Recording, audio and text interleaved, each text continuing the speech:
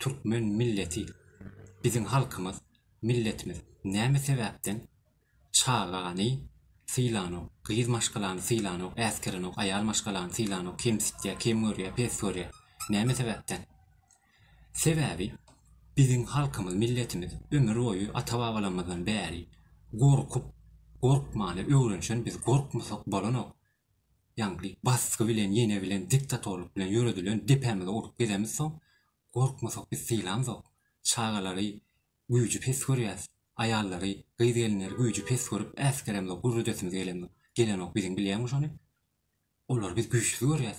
Biz güýçli adamlar görýäs. Güýçli adamlar söýýäs biz. Özümizden güýçlüni görüp aşyk bolýas şoňa biz. Biz gorkak bir millet. Ony özümizden päbirimiz bilenjok. Biz gorkmasak bolanok. Gorkanymyza aşyk bolýas biz. Gorksak sylaýas. Gorksak hormat goýýas. Şolar ýalak bir-gaýrat milletde biz. Türkmen. Gaty gördüňiz. Gaty göräýmem. Gaty gör. Gaty gör. Ýüzüňe al. Gorkaklygyny bil. Binamsyňy bil. Türkmen.